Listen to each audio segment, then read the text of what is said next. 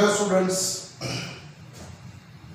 तो last time हम लोगों ने देखा था कि थर्मल जो है ये वाला आपका ओके आइडियल गैस इक्वेशन देखा था। ओके चलिए, तो उसके बाद जो है हम लोग नेक्स्ट टॉपिक पे बढ़ते हैं, वो है आपका थर्मल एक्सपांशन।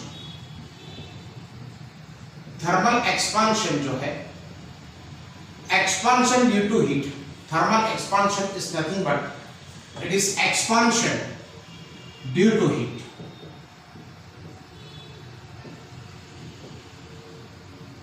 ये वाला आपका थर्मल एक्सपांशन हो गया। अब कोई भी ऑब्जेक्ट का थर्मल एक्सपांशन होगा ना, तो हम लोग जो है उसको कंस्ट्रेन कर सकते हैं, वन डायमेंशनल एक्सपांशन या टू डायमेंशनल एक्सपांशन या थ्री डायमेंशनल एक्सपांशन, है ना। क्योंकि वो जो भी कॉन्स्टिट्यूएंट पार्टिकल्स होते हैं ना, अगर हमको उसको हीट देते तो उसका वाइब्रेशन का एम्पलीट्यूड बढ़ जाता है, और वाइब्रेशन का एम्पलीट्यूड बढ़ेगा तो उसका एक्सपांशन भी होगा। दैट एक्सपांशन में भी लीनियर एक्सपांशन, और in other words linear expansion भी हो सकता है, या उसको हम लोग जो है वन डायमेंशनल एक्सपांशन भी कह सकते हैं। It is non as one dimensional expansion. One dimensional expansion. अब देखेंगे हम लोग फॉर एग्जांपल कि अगर आपने कोई रोड को ऐसे कंस्ट्रेंट किया है कि it is only able to expand in only one direction, then this is non as linear expansion, है ना। सपोज उसकी ओरिजिनल लेंथ है L, अब उसको आपने हीट किया तो उसकी लेंथ बढ़ के हो गई सपोज L1, है ना। L1 जितनी आपने उसको हीट देके उसके लेंथ को बढ़ा दिया, so delta L is equal to we can say L1 minus L, final length minus initial length. अब experimentally it is proved that delta L that is change in length और decrease, और we can say increase in length. अगर temperature कम करोगे तो decrease भी हो सकता है। Okay, so change in length is directly proportional to delta T।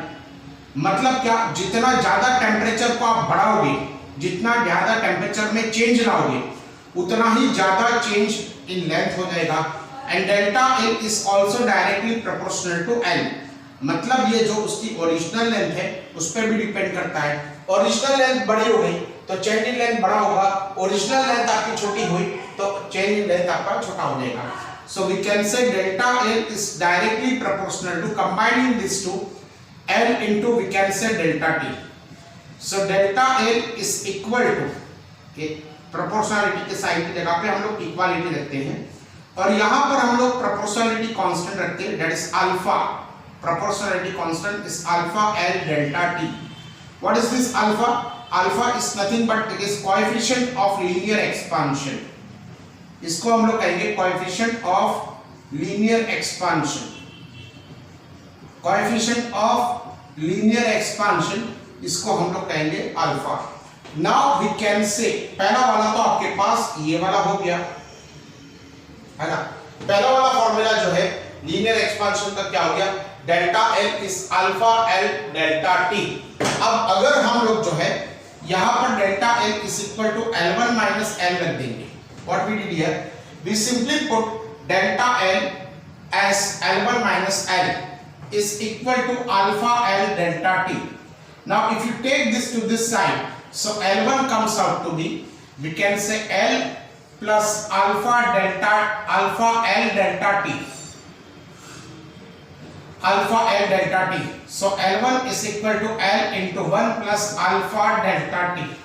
ये वाला अल्फा डेल्टा टी, ये वाली हो गई नंबर 2, ये वाला हो गया आपके पास नंबर 1, और ये वाला हो गया आपके पास number 2। So these two equations are for linear expansion और वन डायमेंशनल एक्सपांशन, ठीक है ना।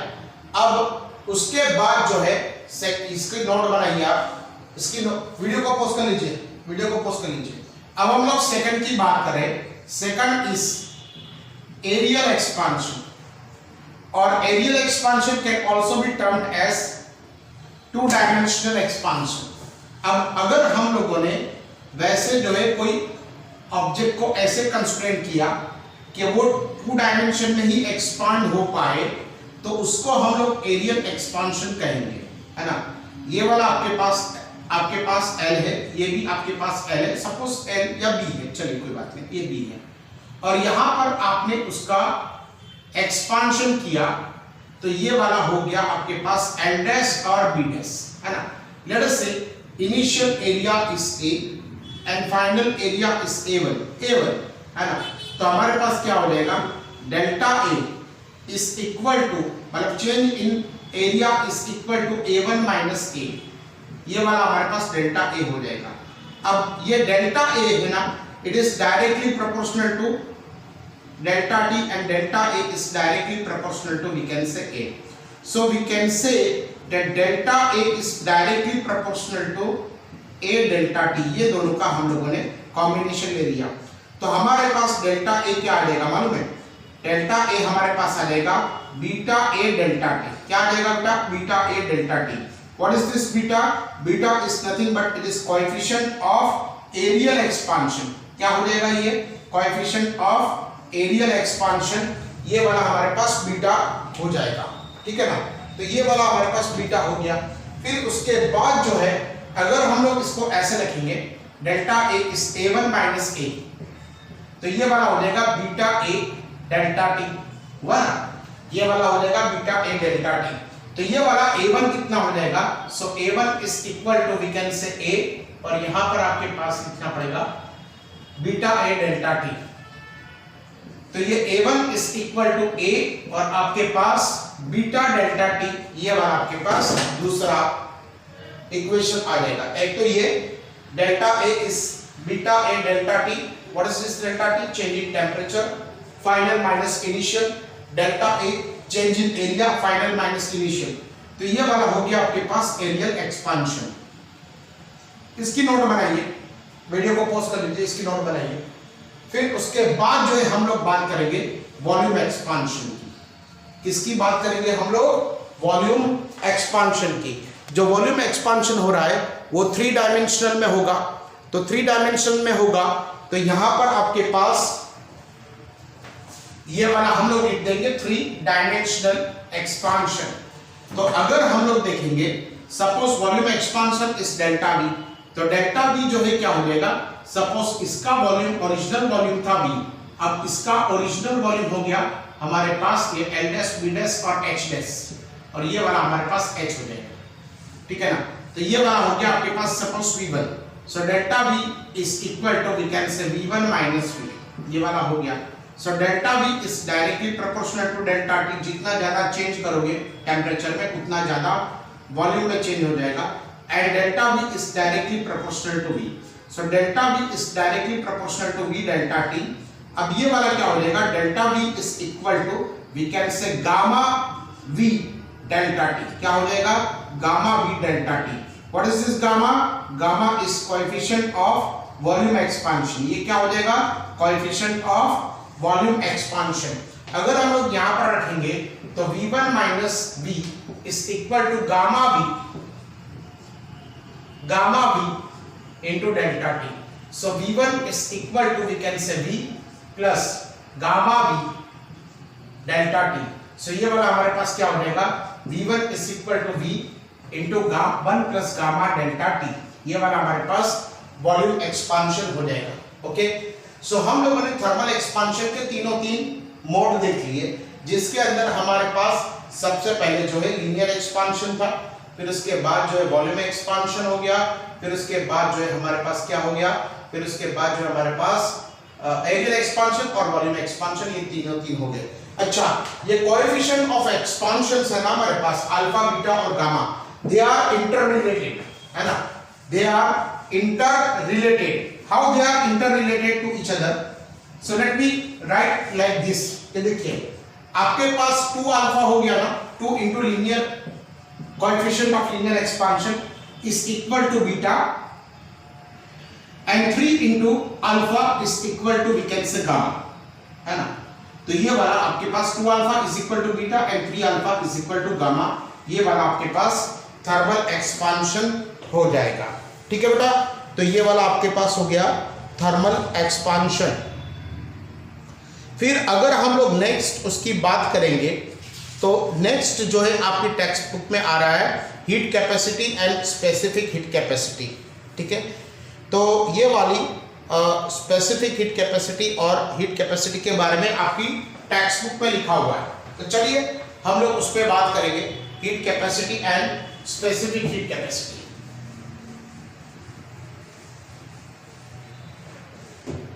तो चलिए हम लोग पहले हीट कैपेसिटी के बारे में बात करेंगे, फिर उसके बाद स्पेसिफिक हीट कैपेसिटी के बारे में बात करेंगे। Now how will you define heat capacity? So it is the amount of heat required to raise the temperature of a given object by 1 unit. So it is the amount of heat required to change. It is the amount of heat required to change the temperature, of a given object by 1 unit, है ना। तो ये वाला हो गया हमारे पास, it is the amount of heat required to change the temperature of the given unit by given object by 1 unit. Suppose आपके पास कोई ऑब्जेक्ट है ना, ये वाला आपके पास एक ऑब्जेक्ट हो गया, तो इसकी हीट कैपेसिटी कितनी हो जाएगी? It is the amount of heat required to change the temperature by 1 unit. So C is equal to delta Q by delta T। अब देखिए यही मटेरियल का, इसी मटेरियल का आपने दूसरा बड़ा ऑब्जेक्ट ले लिया है ना, तो इसकी ये ऑब्जेक्ट की हीट कैपेसिटी बदल जाएगी।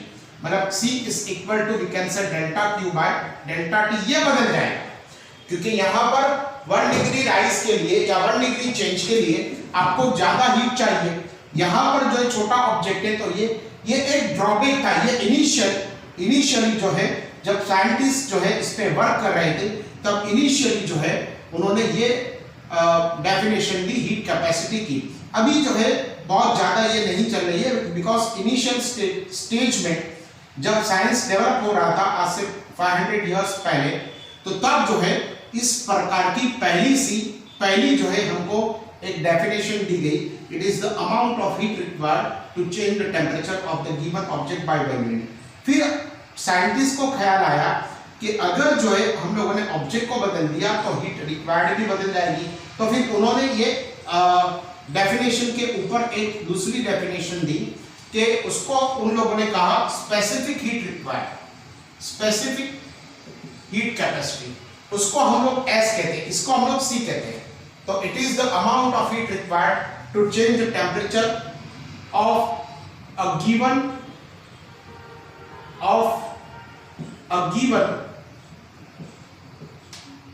mass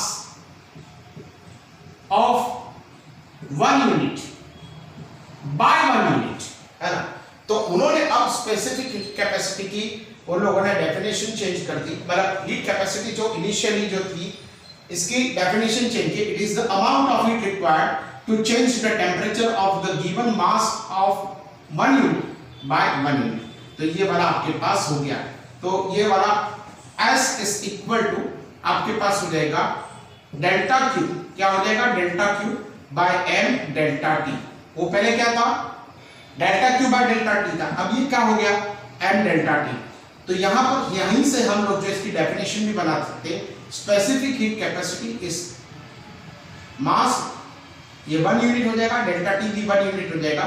so S is equal to आपके पास delta Q upon M delta T। ऐसा यूनिट क्या होगा इसका? तो ऐसा यूनिट हम लोग इसको मेजर करते हैं जूल में, डेल्टा Q को, इसको हम लोग मेजर करते हैं किलोग्राम में और इसको हम लोग मेजर करते हैं केल्विन में। तो ऐसा यूनिट इस जूल पर किलोग्राम पर केल्विन। अच्छा, स्पेसिफिक हीट कैपेसिटी के दूसरे अलग अलग जो है डेफिनेशंस भी उसके बारे में मैं बाद में बात करता हूँ क्योंकि ये मार्कर जो है ना थोड़ी सी फेड हो गई है तो मैं इसको बदल के आया। चलो बेटा अब हम लोग बात करेंगे स्पेसिफिक हीट कैपेसिटी के अलग अलग टाइप्स की। एक स्पेसिफिक हीट कैपेसिटी ऐसे भी डिफाइन की जाती है जिसको हम लोग कहते हैं मोलर हीट कैपेसिटी, जिसको हम लोग कहते हैं मोलर हीट कैपेसिटी, है ना। अब ये मोलर हीट कैपेसिटी किसमें यूज होती है बेटा? गैसेस में, है ना। तो it is the amount of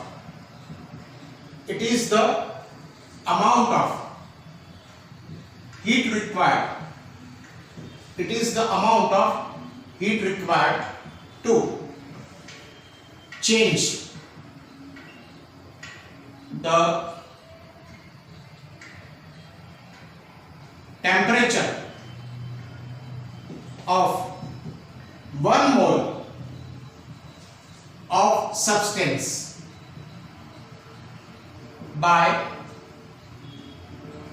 1 unit, है ना। तो मोलर हीट कैपेसिटी क्या हो जाएगी? So it is delta Q is equal to, या तो S is equal to we can say delta Q upon nu delta T, है ना। तो यहां पर आपके पास ये स्पेसिफिक हीट कैपेसिटी कैसे हो जाएगी? S is equal to delta Q by nu delta T, है ना।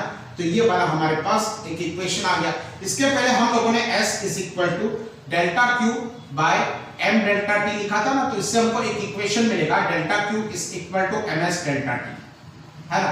तो ये वाला हमारे पास एक इक्वेशन भी आ जाएगा। Amount of heat required is equal to mass into specific heat into we can say delta t। ये मोलर हीट कैपेसिटी आ गई। अच्छा, मोलर हीट कैपेसिटी दो तरह की होती है। एक तो molar heat capacity at constant temperature, sir constant volume, इसको हम लोग CV भी बोलते हैं। इसको हम लोग क्या बोलते हैं? CV, है ना। तो मोलर हीट कैपेसिटी दो तरह की होती है। Molar heat capacity at constant volume, so it is the amount of heat required to change the temperature of 1 mole of substance by 1 unit at constant, at क्या हो जाएगा? कांस्टेंट वॉल्यूम, है ना। तो ये क्या हो जाएगा हमारे पास? CV। तो CV is equal to we can say delta Q by mu delta T। तो molar heat capacity at constant volume, it is the amount of heat required to change the temperature of 1 mole of substance by 1 unit at constant volume। तो CV is equal to delta Q upon mu delta T। अच्छा, molar heat capacity at constant pressure, at constant pressure, इसके बारे में अगर हम लोग बात करेंगे तो ये वाला हो जाएगा CP, है ना। तो it is the amount of heat energy required to change the temperature of 1 mole of substance by 1 unit at constant pressure. यहां पर क्या आ जाएगा बेटा? कांस्टेंट प्रेशर, है ना। तो यहां पर आपके पास CP is equal to we can say delta Q into mu delta T. दोनों इक्वेशन ऐसे ही बने, ये वाला म्यू CV डेल्टा टी पहला वाला equation and delta Q is equal to mu into CP delta T, ये दूसरा वाला इक्वेशन बन गया, है ना। तो ये वाला हमारे पास क्या हो गया? हमारे पास स्पेसिफिक हीट कैपेसिटी आ गई, या स्पेसिफिक हीट जो है उसके बाद आ गई। उसके बाद जो है आपकी टेक्स्ट बुक में उसके बाद जो दिया हुआ है वो है आपके पास कैलोरीमीटर, है ना। तो कैलोरीमीटर जो है वैसे तो आप लोग प्रीवियस स्टैंडर्ड में उसके बारे में पढ़ चुके हो, लेकिन हम लोग जो है और ज़्यादा उसके बारे में हम लोग डिटेल में जानेंगे कि हम लोगों को क्या करना था कि वर्क और हीट के अंदर जो है कुछ हमको कुछ हमको रिलेशन फाइंड आउट करना था। तो पुराने जमाने में जूल ने ये एक्सपेरिमेंट किए। Who did this experiment? Joule, है ना। तो Joule's experiment was like this. तो उसने सबसे पहले क्या बना दिया? कैलोरीमीटर बना दिया। क्या बना दिया बेटा? कैलोरीमीटर। तो ये कैलोरीमीटर कैसे होता है? तो ये कैलोरीमीटर जो है ये वाला एक आपके पास देखोगे तो ये वाला आपके पास एक कॉपर का एक जार होगा या कॉपर का एक वेसल होगा। अब ये कॉपर का जो वेसल होगा, अब ये कॉपर के वेसल के अंदर आप लोग क्या करोगे? आप लोग वाटर को भर दोगे। ये कॉपर के वेसल के अंदर आप लोग वाटर को भर दोगे, है ना। सो यहां पर आपके पास क्या हो जाएगा? वाटर हो जाएगा। अब ये वाटर जो है ये कॉपर का वेसल है, दिस इज कॉपर, है ना। अब ये कॉपर तो जो है it is a good conductor of heat. तो यहां से बाहर की तरफ हीट लॉस को बचाने के लिए ये पूरे वेसल को हम लोग क्या करते हैं, एक इंसुलेटिंग एक कवर में रख देते हैं। मतलब this is nothing but this is insulating cover which is generally made up of would, और ये किसका बना हुआ होता है, या तो वुड का बना होगा या तो ग्लास फुल इसमें रखा होगा। जो आपके फ्रिज के डोर में आता है ना, ये वाला ग्लास फुल रखा होगा। अब यहां से क्या कर दिया, तो यहां से हम लोगों ने इसको पूरा के पूरा बंद कर दिया, है ना। ये भी आपके पास ग्लास फुल उसका लीड है, ये वाला कैलोरीमीटर का जो है क्या है, लीड है। अब यहां से क्या कर दिया, तो यहां से एक थर्मोमीटर को हम लोगों ने इंसर्ट कर दिया to measure the temperature change, है ना। ये टेम्परेचर चेंज को मेजर करने के लिए हम लोगों ने यहां से एक थर्मोमीटर को जो है हम लोगों ने यहाँ पर इंसर्ट कर दिया। ये थर्मोमीटर जो है थोड़ा सा बड़ा होगा, मतलब यहाँ पर जो है थर्मोमीटर को हम लोगों ने इंसर्ट कर दिया। फिर बीच में क्या कर दिया, तो बीच में हम लोगों ने एक स्टरर को ऐड कर दिया। ये वाला हमारे पास एक स्टरर है, ठीक है, ये वाला हमारे पास एक स्टरर है। ये स्टरर को हम लोग घुमाएंगे तो यहाँ पर क्या हो जाएगा, यूनिफॉर्मिटी इन टेम्परेचर, ठीक है ना। ये स्टरर जो है इसको हम लोग यहाँ पर घुमाएंगे, ठीक है ना। तो ये वाला हमारे पास हो गया स्टरर। अब उन्होंने क्या कर दिया कि स्टरर को घुमा के कितना वर्क किया वो ढूंढ रहे थे, और इसमें कितना टेम्परेचर राइज हुआ वो ढूंढ रहे थे, है ना। तो ये वर्क, ये आपने एक्सपेरिमेंट जो है 10th में पढ़ाई होगा। तो ये वाला जो है, ये स्टरर को घुमा के, जैसे ये टेम्परेचर का चेंज ढूंढ रहे थे, और ये स्टरर को घुमा के जो है ये वाला जो है पूरा के पूरा चेंज इन टेम्परेचर भी ढूंढ रहे थे। तो उसने जो है एक रिलेशन को फाइंड आउट किया ये जूल के एक्सपेरिमेंट में, और वो था हमारे पास कि 1 कैलोरी, है ना, 1 calorie is nothing but it is going to be 4.18 joule. 1 calorie is equal to 4.18 joule. ये कैलोरी जो है प्रैक्टिकल यूनिट है ना, और ये 1 कैलोरी को हम लोग अप्रोक्सीमेटली 4.2 जूल भी लेते हैं, है ना। तो 1 कैलोरी जो है it is going to be 4.18 joule, मतलब 4.18 जूल जो इसने वर्क किया, तो उससे 1 कैलोरी जो है इतनी हीट एनर्जी प्रोड्यूस हो गई। अब देखेंगे हम लोग कि कैलोरी की उसने डेफिनेशन जूल ने क्या दी। तो joule had given the definition of calorie which is like this, it is the amount of heat required 1 calorie. हम लोग किसके बारे में बात करेंगे, 1 कैलोरी के बारे में। तो it is the amount of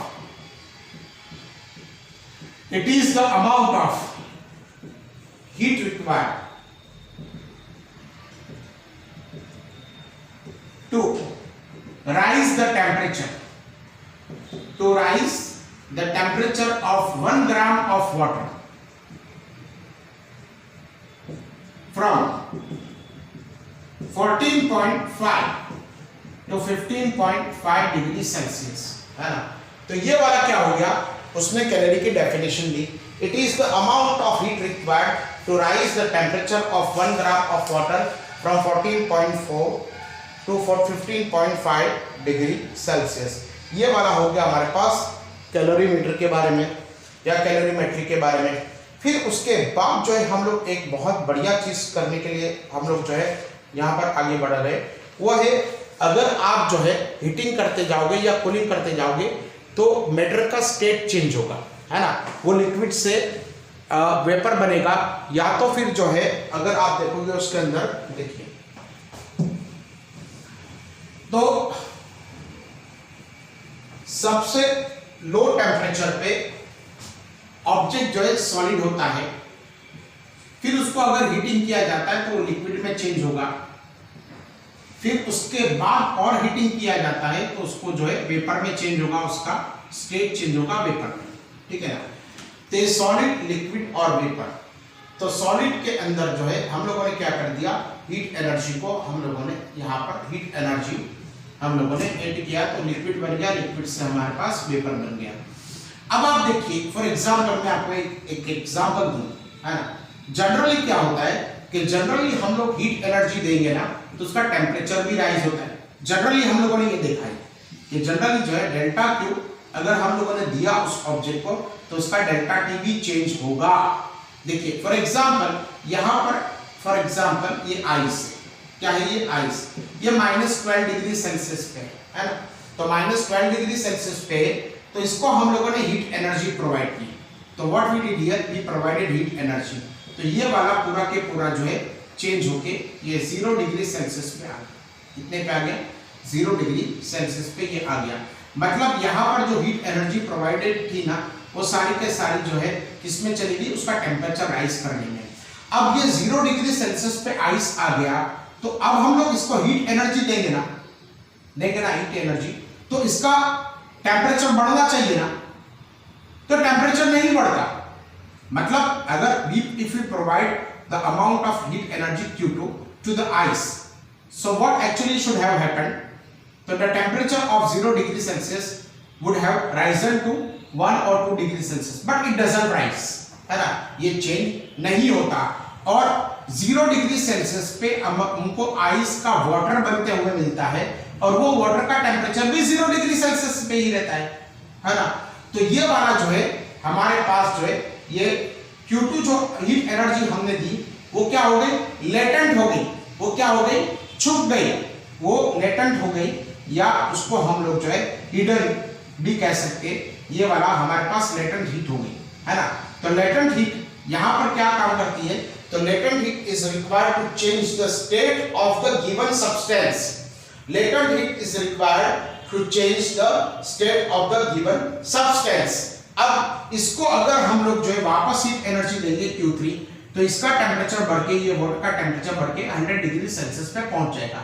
जैसे ही वाटर का टेम्परेचर बढ़ के 100 डिग्री सेल्सियस पे पहुंचा, अगर इसको और हीट एनर्जी दी गई तो इसका टेम्परेचर बढ़ना चाहिए ना, लेकिन नहीं बढ़ता।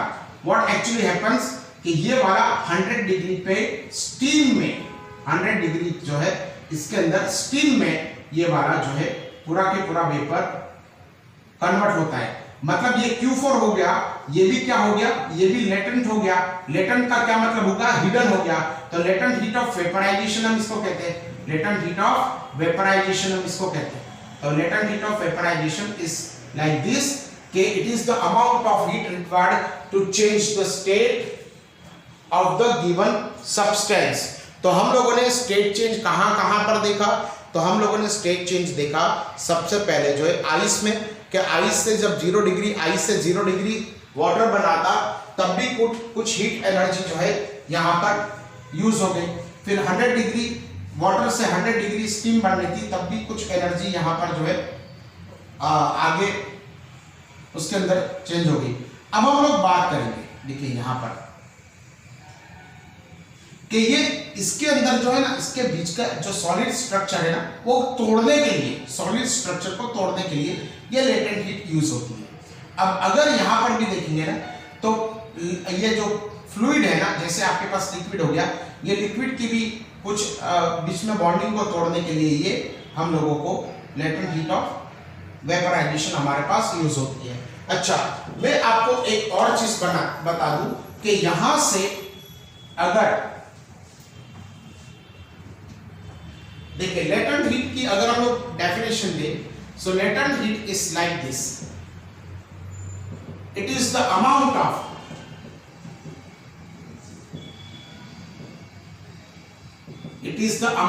heat energy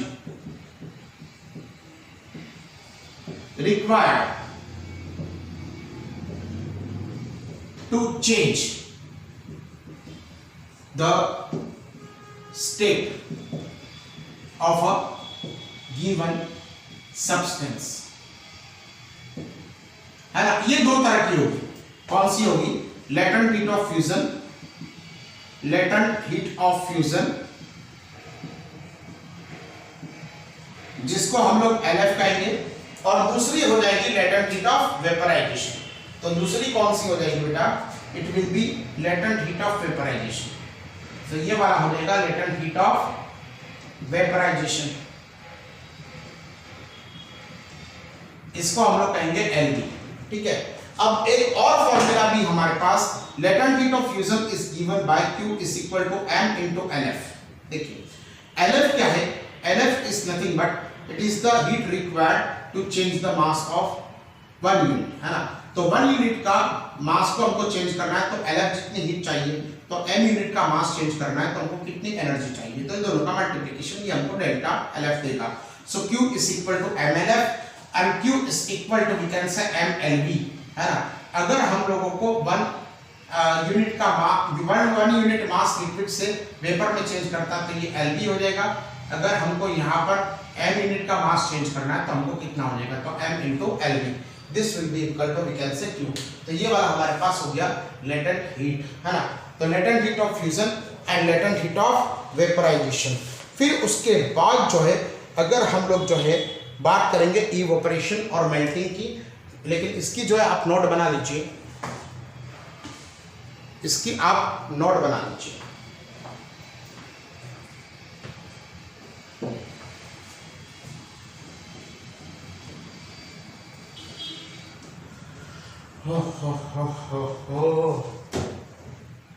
देखिए उसके बाद हम लोग बात करेंगे इवेपोरेशन। तो इवेपोरेशन जो है क्या होता है, it is the change of state from solid from liquid to vapour. So it is a change of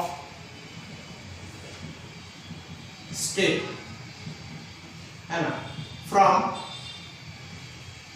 liquid to vapor at the surface only, at the surface at any temperature, at any temperature। तो evaporation जो है change of state होता है, मतलब ये it is a process, actually it is a name of process। तो it is a name of process which includes, it is a name of process which includes change of state from liquid to vapor at the surface। Suppose आपके पास यहाँ पर ये vessel है, ये vessel की यहाँ पर आपने वाटर भरा हुआ है या कोई भी फ्लूइड भरा हुआ है, तो इसकी सरफेस से क्या हो जाएगा, यहाँ पर जो लिक्विड होगा it will get change into the vapour state. कुछ दिनों के बाद या कुछ घंटों के बाद ये सारा के सारा पानी सूख जाएगा, ये सारा के सारा जो है वाटर कन्वर्ट हो जाएगा आपके पास किसमें, ये सारा के सारा कन्वर्ट हो जाएगा आपके पास जो है वेपर में। अब आपको यहाँ पर जो वेसल मिलेगा that vessel will be empty, है ना। अब इसके लिए टेम्परेचर कितना भी हो, मतलब ऐसा जरूरी नहीं है कि आपके पास हायर टेम्परेचर ही होना, हाँ हायर टेम्परेचर पे इवेपोरेशन का रेट ज्यादा हो जाएगा, लेकिन लोअर टेम्परेचर पे भी इवेपोरेशन होता ही है। जैसे आपने यहाँ पर आइस है, आइस तो आपके पास 0 डिग्री सेल्सियस पे होता है ना, फिर भी आपने यहाँ पर वाटर की वेपर निकलती हुई देखी या नहीं देखी, है ना, तो ये इवेपोरेशन होता है। यहाँ पर भी आइस में से आपके पास 0 डिग्री पे वाटर की वेपर निकलेगी, है ना, तो ये वाटर की वेपर जो निकलती है ये वाला हमको कहते हैं इसको इवेपोरेशन। और अगर जो है हम लोग बात करेंगे फॉर एग्जांपल मेल्टिंग, और पहले तो बात कर लेते हैं हम लोग जो है वेपराइजेशन, वेपराइजेशन नहीं, इसको हम लोग कहते हैं बॉइलिंग, यस बॉइलिंग, है ना।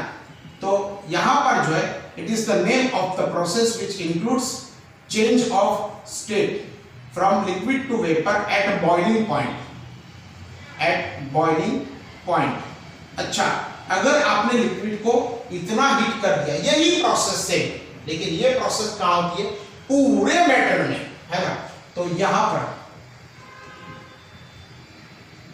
वो कहता है ना सांबा सरदार पूरे 50,000, है ना, हम पे कितना इनाम रखा है, तो पूरे 50,000। तो ये पूरे मैटर में जो है इवेपोरेशन होगा, कहां पर, एट बॉइलिंग पॉइंट,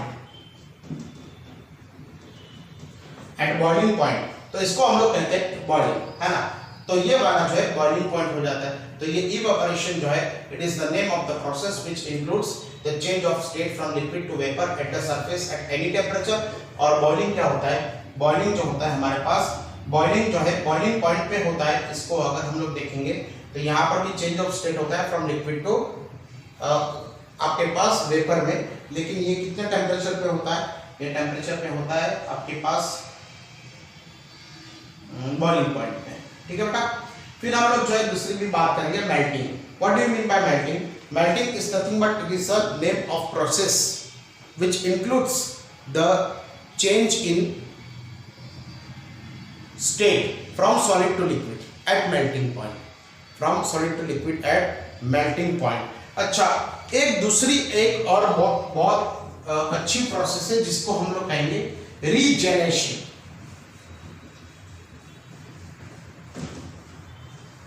है ना, यहां पर जो है ये रीजेनरेशन जो है आपके टेक्स्ट बुक में दिया गया है, ये वाला है आपके पास, this is non age regeneration. Yes, okay बेटा, चलिए, तो ये वाला आपके पास हो गया रीजेनरेशन। अब देखिए regeneration, what do you mean by regeneration? So it is the process which includes, it is the process which includes the change in state from solid to liquid by virtue of pressure।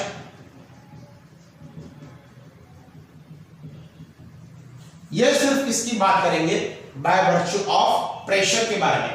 तो regeneration it is the process which includes the change in the state from the solid to liquid by virtue of pressure। जैसे for example कोई यहां पर आपके पास ये वाला पूरा के पूरा आइस सरफेस है, या आप जो है उसको जो है अगर यहाँ पर स्नोफॉल कर रहा है तो यहाँ पर जो है ये पूरा के पूरा आइस होगा। अगर कोई आदमी यहाँ पर खड़ा है ना, फॉर एग्जांपल स्की पहन के, तो क्या हो जाएगा, बिकॉज ऑफ द प्रेशर ये आइस का छोटा सा लेयर जो है ना, it will get converted into liquid, है ना, तो ये वाला लिक्विड पे कन्वर्ट हो जाएगा। अब ये लिक्विड में कन्वर्ट हो जाएगा ना, तो ये दोनों के बीच का फ्रिक्शन बहुत कम आ जाएगा, तो ये वाला क्या करेगा, स्लाइड करेगा। तो ये वाला हमारे पास रीजेनरेशन प्रोसेस हुआ। एक और भी जो है आपकी टेक्स्ट बुक में लिखा हुआ है कि सपोज ये वाला आपके पास एक आइस है, ये वाला आइस का एक क्यूब है, और आइस का जो है आपके पास आइस का एक क्यूब है, यहाँ पर आपने एक मेटल वायर को लगा दिया, यहाँ पर आपने एक मेटल वायर को लगा दिया, और यहाँ पर जो मेटल वायर को लगा दिया तो यहाँ पर भी आपने मास लगा दिया, यहाँ पर भी आपने मास लगा दिया। सो क्या हो जाएगा, इस सरफेस पे प्रेशर हो जाएगा, इस सरफेस पे प्रेशर हो जाएगा, तो ये वाला वायर जो नीचे की तरफ उतरना चाहेगा, मतलब this wire will get penetrated into the solid, है ना, ये वाला सॉलिड में कन्वर्ट हो जाएगा। लेकिन जैसे जैसे वायर उतरता जाएगा तो ये वाला ऊपर की तरफ का जो बर्फ है ना, वो वापस जमता हुआ जाएगा। But this experiment has to be done in cold regions. हमारे जैसे जो हॉट कंट्री है उसमें ये वाला एक्सपेरिमेंट सक्सेसफुल शायद नहीं भी हो, है ना। तो ये जो कोल्ड रीजन्स है ना, जैसे आर्कटिक हो गया या फिर जो है बहुत कोल्ड रीजन्स हो गए साइबेरिया के, उसमें ये वाला हम लोग जो है एक्सपेरिमेंट आराम से कर सकते हैं कि जिसका सराउंडिंग का टेम्परेचर जो है बहुत लो होता है। तो ये वाला क्या हो जाएगा, वापस जो है ये वाला बर्फ जो है वापस फ्रीज हो जाएगा, मतलब ये वापस जो है फ्यूज हो जाएगा। फिर उसके बाद जो है धीरे धीरे ये वायर बाहर निकल जाएगा, but this solid this will be as it is. तो ये प्रोसेस जो है ना, it is nothing but it is the change, it is the process which includes the change in the state from solid to liquid by virtue of its pressure। इसको हम लोग क्या कहेंगे, इसको हम लोग कहेंगे रीजेनरेशन, है ना। अब उसके बाद जो है हम लोग एक और बात करेंगे जिसके बारे में आपकी टेक्स्ट बुक में जो है दिया गया है, वो है mode of heat transfer. Okay, लेकिन मोड ऑफ हीट ट्रांसफर पढ़ने से पहले हम लोग जो है एक टेक्स्ट बुक में वैसे तो दिया हुआ है, लेकिन ये कोई ज़रूरी नहीं है, लेकिन इसके बारे में हम लोग जो है थोड़ा सा जान लेते हैं कि जिसको हम लोग फेस डायग्राम कहते हैं, जिसको हम लोग क्या कहते हैं, फेस डायग्राम। चलिए, तो हम लोग फेस डायग्राम के बारे में हम लोग थोड़ा सा पढ़ लेते हैं। तो phase diagram or pressure versus temperature diagram of any substance. हर सब्सटेंस के लिए अपना अलग अलग फेस डायग्राम होगा। तो ये वाला हम लोग जो है पढ़ेंगे फेस डायग्राम। चलिए, तो हम लोग फेस डायग्राम के बारे में पढ़ते हैं। हर सब्सटेंस के लिए अलग अलग फेस डायग्राम हो सकता है। मैं वाटर के लिए ड्रॉ कर दूं, तो वाटर के लिए जो है यहां से यहां तक जो है ये प्रेशर हो जाएगा, ये टेम्परेचर हो जाएगा। और प्रेशर और टेम्परेचर पे यहां पर जो है आपको ये प्रेशर एटमॉस्फेयर में दिया, pressure is given in atmosphere and temperature is given in degree Celsius, not in kelvin but in degree Celsius. ये वाला वाटर के लिए आपका फेज डायग्राम ऐसे हो जाएगा। यहां पर जो पॉइंट आएगा इसका प्रेशर है 0.006 एटमॉस्फेयर और उसका टेम्परेचर है आपके पास 0.01 डिग्री सेल्सियस। अब यहां से इसको ऐसे ले जाना है तो ये वाला हो जाएगा आपके पास सॉलिड, मतलब ये वाला आपके पास जो है एक ये वाला O पॉइंट है, suppose this is point A और ये वाला आपके पास P है और यहां से हम लोग एक ऐसे भी ले जाएंगे, ये वाला आपके पास C है, ठीक है ना। तो यहां पर आप देखोगे तो 347 डिग्री सेल्सियस और यहां पर 218 डिग्री सेल्सियस। अब ये वाला हो जाएगा आपके पास सॉलिड, ये वाला आपके पास हो जाएगा लिक्विड और ये वाला आपके पास हो जाएगा वेपर, ये वाला आपके पास हो जाएगा वेपर, ठीक है। तो ये सॉलिड, लिक्विड और वेपर। अब हम लोग अगर बात करेंगे, देखिए तो आप लोग कोई प्रेशर ऐसा सिलेक्ट करो और कोई टेम्परेचर ऐसा सिलेक्ट करो कि आपने प्रेशर ऐसा सिलेक्ट किया और टेम्परेचर ऐसा सिलेक्ट किया कि जिसके अकॉर्डिंगली आपको पॉइंट ये रीजन में पड़ता है, मतलब आपका प्रेशर और टेम्परेचर आपने ऐसा सिलेक्ट किया कि प्रेशर और टेम्परेचर के अकॉर्डिंग जो आपके पॉइंट्स है वो यहां पर फॉल करें, तो उस प्रेशर्स और उस टेम्परेचर पे ये वाला हो जाएगा आपके पास सॉलिड स्टेट ही होगा। मतलब आपने कोई प्रेशर ऐसा सिलेक्ट किया और कोई टेम्परेचर ऐसा सिलेक्ट किया कि जिसके अकॉर्डिंगली प्रेशर और टेम्परेचर आपको इस रीजन में फॉल करता है, तो ये सारे रीजन में कहीं पर भी वो फॉल करेगा। तो at that pressure and temperature the substance और the water is going to be solid, and if you take the pressure and temperature such that the corresponding point falls into this region, then at that pressure and the temperature the substance is going to be in a liquid state. But if you select this temperature and this pressure and temperature, at this pressure and temperature the water has no other option but to be in vapor state, है ना। तो ये वाला हो जाएगा vapour state. अब इसको देखिए, ये वाला OA है ना, अगर आपने ये OA कर्व को देखिए, OA कर्व, अगर आपने प्रेशर और टेम्परेचर ऐसा सिलेक्ट किया कि उसके कॉरस्पॉन्डिंग पॉइंट यहां पर कहीं पड़ेगा, कहीं पर भी हो सकता है, इस पे ये OA पे, तो OA जो है जिसको हम लोग कहते हैं फ्यूजन कर्व, और इस फ्यूजन कर्व पे क्या हो जाएगा, solid and liquid will be in equilibrium. मतलब यहां पर सॉलिड और लिक्विड दोनों इक्विलिब्रियम में एग्जिस्ट करेंगे। अच्छा, ये वाला जो है सॉलिड और वेपर, ये वाले आपने जो है पॉइंट प्रेशर और टेम्परेचर ऐसे सिलेक्ट किया कि प्रेशर और टेम्परेचर जो है इस कर्व पे फॉल करता है, तो ये वाला इसको हम लोग कहेंगे सब्लिमेशन कर्व, इसको हम लोग कहेंगे सब्लिमेशन कर्व। और यहां पर क्या होगा, इस कर्व पे जितने भी पॉइंट्स हैं उसके अकॉर्डिंगली उसके कॉरस्पॉन्डिंग प्रेशर और टेम्परेचर पे ऑलवेज क्या हो जाएगा, solid and vapour will be in equilibrium state. फिर उसके बाद अगर आप देखोगे तो ये वाला क्या हो जाएगा, यहां से यहां तक में ये वाला लिक्विड और वेपर है ना। तो यहां पर अगर आप देखोगे तो यहां से यहां तक में कहीं पर भी ये फॉल करते तो इसको हम लोग कहेंगे, ये वाला हो जाएगा वेपराइजेशन कर्व, तो इसको हम लोग कहेंगे वेपराइजेशन कर्व। अब OC जो है it is non as vaporization curve. अब इस पॉइंट पर मतलब ये वाले सारे पॉइंट्स पे क्या हो जाएगा कि आपको जो है लिक्विड और वेपर दोनों इक्विलिब्रियम स्टेट में मिलेंगे। तो यहां पर क्या हो जाएगा बेटा, liquid and vapour will be in equilibrium, है ना। अब सबसे ज्यादा इंटरेस्टिंग चीज जो इसके अंदर है ना, वो ये पॉइंट है। देखिए इस पॉइंट पे सॉलिड लिक्विड और वेपर तीनों एक साथ में मिल रहे हैं, है ना। तो सॉलिड, लिक्विड और ये वाला आपके पास हो जाएगा। इसको हम लोग कहते हैं triple point. Triple point is the point at which all the three state of the matter को एग्जिस्ट, है ना। ये जो पॉइंट ओ है ना, it is a very interesting point. So O is the triple point. The triple point is nothing but it is the point at which all the three states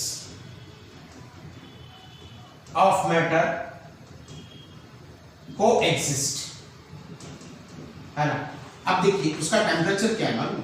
उसका temperature है 0.01 degree Celsius. कितना temperature? 0.01 degree Celsius. और pressure कितना है? 0.006 atmosphere. So at 0.01 degree Celsius temperature and 0.006 atmospheric pressure, the water जो है ice और steam तीन जो है क्या करेंगे बेटा? को एग्जिस्ट करेंगे। ठीक है, तो आज हम लोग इतना ही रखते हैं, बाकी का हम लोग नेक्स्ट लेक्चर में देखेंगे।